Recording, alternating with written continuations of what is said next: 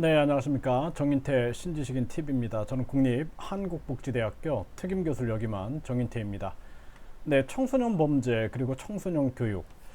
네, 이 청소년 범죄가 사회 문제화되고 있는 그러한 정황입니다. 요즘에 보면 이 청소년들이 이제 또 성인이 되죠. 그러면서 20대 각종 아버지를 살해한다든지 각종 범죄들이 많이 일어나고 있고, 이 청소년 범죄만 해도 진짜 연 거의 약 9천 건들이 일어나고 있는데요.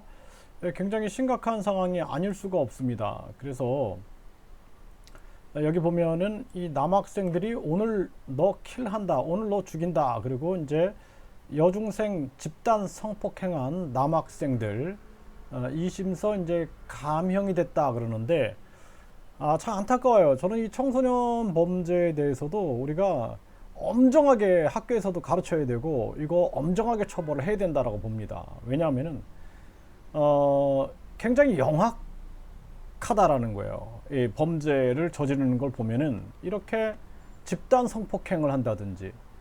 그래서 제가 이 청소년 시절에도 제 친구 여자 여학생이죠. 동네 여학생이 소위 말해서 이제 학교에 보면 이제 불량 서클 아이들한테 집단 성폭행을 당해가지고 학교를 그만두는 그런 사건이 있었습니다. 굉장히 제가 분노를 했었던 적이 있었는데, 이거 안 된다라는 거예요. 이거 여기도 보면은 조건 만남 거절했다가 또래 여중생들에게 집단 폭행을 당했다.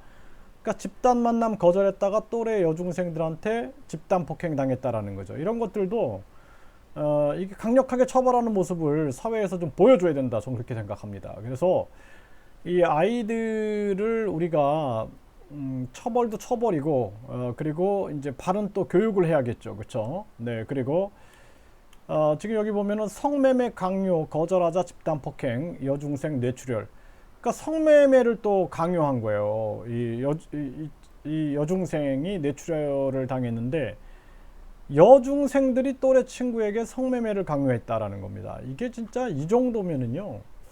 아니, 여중생이 여중생한테 성매매를 강요하고 거절하니까 때렸다. 이 정도면은 거의 진짜 엄정한 우리가 처벌을 해야 된다라는 거고요. 그리고 촉법 소년인데 열에서 14살 정도는 이제 처벌을 안 받잖아요. 그러니까 이걸 악용하는 거예요. 나 촉법 소년인데 어쩔래? 제도 악용 청소년 본물. 애들이 더 무섭다. 이런 기사가 나옵니다. 그래서 이러한 부분들이 굉장히 심각한 그러한 정황인데, 이제 이때 1호 청민원 당시 조국 민정수석은 뭐라고 얘기했냐면, 소년법 10가지 보호처분 활성화, 어린 학생들의 사회복귀 더 좋은 것, 이런 또 소년범죄는 결국 가정에서 비롯된 것, 범죄 책임 의무 다하지 못한 부모에게도 물어야 소년법이 이 시대의 흐름 따라가지 못해 전면적 손질 불가피, 외국에선 소년법 처벌 강화하는 추세다. 최근 차를 훔쳐서 몰다 사람을 치어 숨지게 했는데도 훈방조처 최소 연령 기준 13세로 낮춰야. 저는 이 부분에 대해서 제가 4학년 때니까요. 4학년 때면은 이제 우리가 8살, 9살, 10살, 11살이죠. 11살 때 이미 친구들 중에는 정말 심각한 폭력을 휘두르고 또 성폭행도 서슴지 않는 그런 친구들이 있습니다. 그렇기 때문에 그런데 그 당하는 사람들 입장에서는 굉장히 고통스러워요. 그게 자살까지도 생각합니다. 그렇기 때문에 이런 문제에 대해서 우리가 촉법소년에 대한 처벌 금지 조항, 이걸 없애야 된다고 저는 봅니다. 처벌해야 된다고 봐요. 그리고 우리가 강력하게 처벌을 하면서 우리 교육을 바꿔야 됩니다. 또 하나는. 그래서 입시 위주의 교육, 그리고 이 수능 위주의 교육, 학벌주의, 이걸 깨버리고 우리는 이제 아이들한테 유아기 때부터 재능 교육, 자신이 관심 있는 분야에 대한 교육 또는 직업 교육 위주로 가야 된다는 거예요. 그래서 요리를 좋아하는 아이들은 요리 속에 깊이 빠져들 수 있게끔 그 청소년 시기에 방향하지 않겠죠. 저는 제가 태권도를 굉장히 좋아했는데 이 부분을 부모님 가족들이 반대를 했어요. 그러니까 그때 제가 방황을 많이 했거든요. 그 다음에 이제 성악을 했는데 그거를 또 막으니까 또 방황을 했단 말이에요. 그래서 자신이 하고 싶은 일을 발견을 해주고 유아기 때부터 발견할 수가 있어요. 발견을 해주고 청소년 시기 때 거기에 아이들이 에너지를 집중할 수 있게끔 해주면은 비행도 줄어들게 되고, 그리고 우리 교육도 대학이 대수가 아닙니다. 네. 대학이 대수가 아니에요. 그 뭐 이재명 후보가 뭐 그런 얘기를 했더라고요. 뭐 저 대학 간 사람하고 해외를 1,000만 원을 가지고 여행을 간 사람하고 비교해 보자. 막 이런 얘기를 했었는데 정말 그 경험이 더 중요하다고 저는 보거든요. 공부는 뭐 요즘에 인터넷 대학 시대잖아요. 그렇기 때문에 공부는 언제 해도 돼요. 사이버로도 가능합니다. 그러니까 학벌주의에 얽매일 필요가 없고, 그리고 다양한 경험과 인성을 갖추는 것이 가장 중요해요. 예? 그리고 아시다시피 독일 같은 경우에는 대학 진학률이 뭐 80%, 20%도 거의 안 됩니다. 네. 그러니까 80% 정도는 직업을 배워요. 직업 기술. 그게 더 존중을 받는 거예요. 요리를 한다든지 또는 자기가 어떤 자동차에 대한 기술을 가지고 있다든지 건축 기술을 가지고 있다든지 뭐 전기라든지 뭐 각종 전자 이런 기술을 가지고 있는 거를 인정을 해줘요. 우리나라 같은 경우에는 아직도 산업공상에 빠져 있는 거예요. 예? 이게 공부하는 게 되게 좋은 것처럼 그렇죠. 농업, 공업, 그 다음에 이러니까 나라가 발전이 안 되는 겁니다. 그래서 가장 중요한 게 과학기술이라든지 상업이라든지, 그러니까 학벌주의.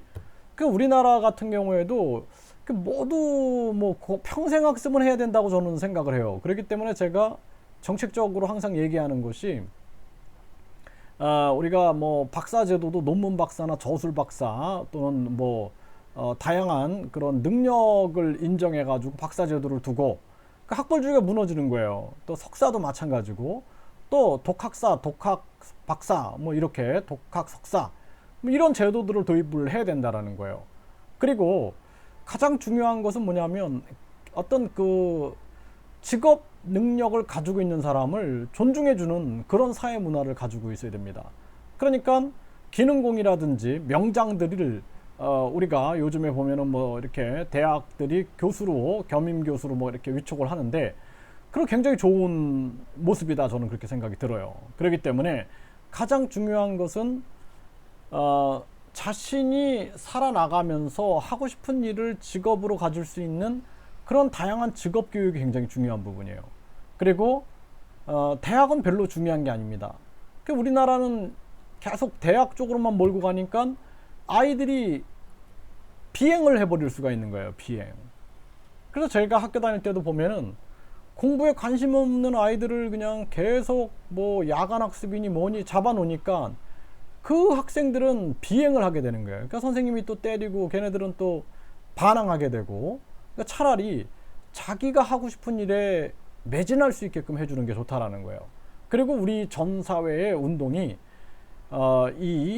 학벌주의를 무너뜨려야 됩니다. 학벌주의를 무너뜨리고 우리 사회가 진짜 능력 중심 사회가 될 수 있게끔 해줘야 된다. 그리고 이미 이 청소년들이 뭐 유튜브라든지 인터넷을 통해서 알 걸 다 압니다. 그렇기 때문에 우리가 이 법률적으로 자신들이 잘못한 것에 대해서는 엄정한 사회적 책임을 문다라는 것을 알게 해줘야 돼요. 그래야지만 이 지금 뭐 여중생들이 성폭행을 당하고 막 이 당한 사람 입장을 생각을 해야 돼요. 이게 뭐 부모 탓, 사회가 그렇게 만들어 놓은 환경도 우리가 무시 못합니다. 그렇기 때문에 이게 우리가 이론적으로만 생각하면 안 돼요. 예, 그래서 이 사회에서 잘못한 것에 대해서는 엄정한 처벌이 있음을 유치원 때부터 우리가 교육을 시켜서 바른 사회 일꾼으로 만드는 것이 굉장히 중요하다, 이렇게 말씀을 드리겠습니다. 감사합니다.